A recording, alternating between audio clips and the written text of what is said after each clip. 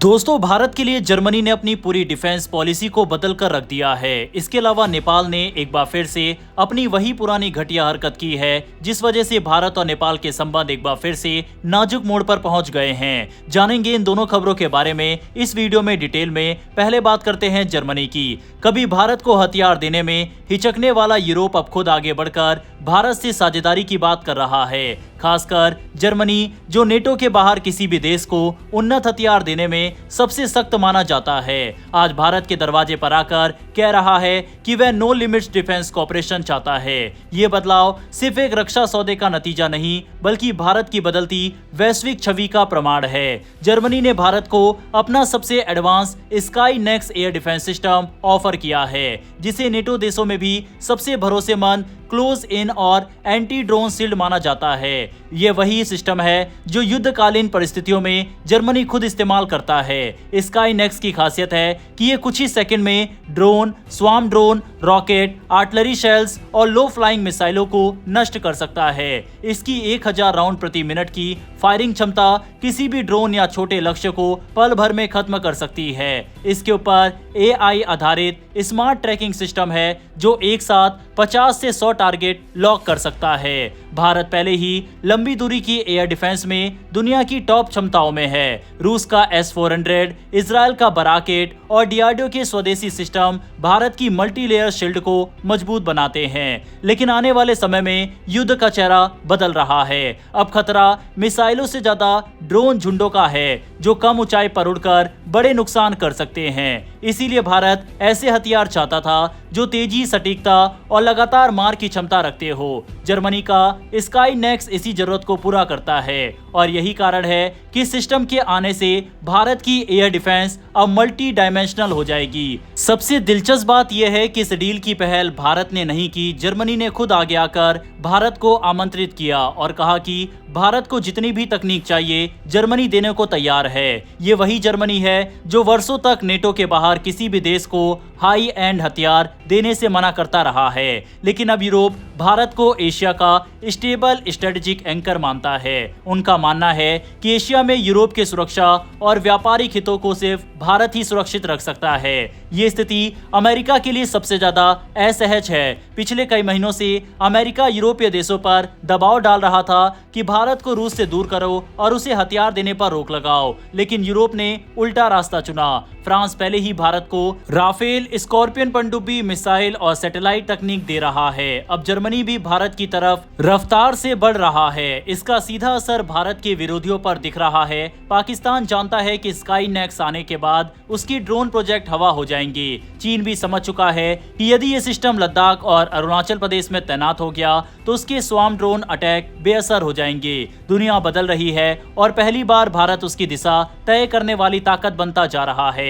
Germany का यह offer सिर्फ एक रक्षा सौदा नहीं, बल्कि पश्चिमी देशों की तरफ से बढ़ती पॉलिसी है। वहीं जर्मनी की तरफ से ये जो बदलाव देखा जा रहा है, इसका एक बड़ा कारण फ्रांस भी है, जिसने पिछले 10 सालों में भारत के डिफेंस सेक्टर में एक बड़ा हिस्सा अपने नाम कर लिया है। लेकिन जर्मनी और अन्य यूरोपीय यूनियन के देशों ने अपनी कठोर पॉलिसी की वजह से भारत के बाजार में नहीं घुस पाए, और यही चीज अब जर्मनी को अखर रही है। यही कारण है कि चाहे डिफेंस सिस्टम हो या सबमरीन तकनीक, अब जर्मनी भारत के लिए अपने दरवाजे खोल रहा है, जो कि भारत के लिए एक अच्छी बात है, क्योंकि भारत को अब काफी ऑप्शंस मिल रहे हैं। लेकिन हमें यह भी ध्यान देना होगा कि हमें अपनी आत्मनिर्भरता वाली पॉलिसी से कॉम्प्रोमाइज नहीं करना होगा। खैर, बढ़ते हमारी अगली खबर की तरफ, जो कि नेपाल से है। नेपाल ने एक ऐसा कदम उठाया है जिसने भारत नेपाल रिश्तों में नया तनाव खड़ा कर दिया है। नेपाल के सेंट्रल बैंक ने नए 1000 के नोट जारी किए हैं, और इन नोटों पर छपी हुई एक चीज सबसे ज्यादा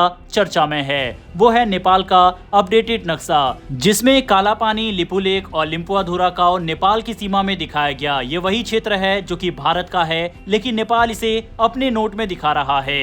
नेपाल की तरफ से ये पहली बार है जब नई करेंसी पर संशोधित राजनीतिक मानचित्र छापा गया है। ये वही नक्शा है जिसे नेपाल की संसद ने 2020 में केपी शर्मा ओली की सरकार के समय संवैधानिक रूप से मंजूरी दी थी। उस समय भी भारत ने इसे एक तरफा कदम बताया था और साफ चेतावनी दी थी कि इस तरह के कृत्रिम विस्तार को स्वीकार नहीं किया जाएगा। लेकिन सवाल यह है कि 5 साल बाद नेपाल अचानक करेंसी का नक्शा क्यों बदल रहा है। नेपाल राष्ट्र बैंक के प्रवक्ता गुरु प्रसाद पौडेल ने बताया है कि चीन की कंपनी से छपे नए नोटों की करोड़ों संख्या नेपाल पहुंच चुकी है और सरकार ने निर्देश के अनुसार उन नोटों को अब सर्कुलेशन में भेज दिया गया है। नए 100 रुपए के नोट में डिजाइन वही पुराना है। बाईं तरफ दुनिया की सबसे ऊंची चोटी माउंट एवरेस्ट, दाईं तरफ नेपाल का राष्ट्रीय फूल और बीच में हल्के हरे रंग में नेपाल का नक्शा। फर्क बस इतना है कि इस नक्शे में अब वो 3 विवादित इलाके भी शामिल कर दिए गए हैं। इसके साथ ही अशोक स्तंभ और लुम्बिनी भगवान बुद्ध की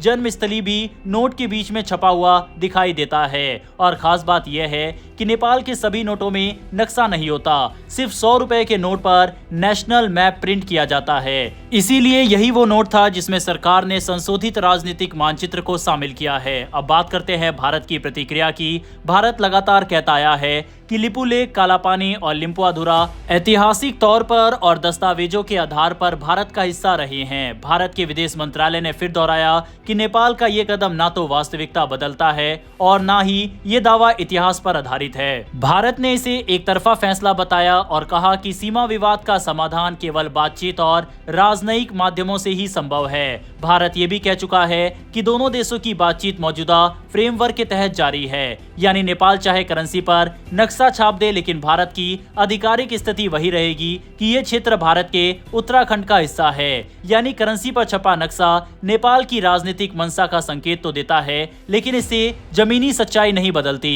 इन इलाकों में प्रशासनिक नियंत्रण भारत के पास है। सड़कों से लेकर सुरक्षा और जनजीवन तक सब कुछ भारत ही संभालता है। अब सवाल ये भी उठता है कि नेपाल बार बार इस मुद्दे को क्यों उछालता है।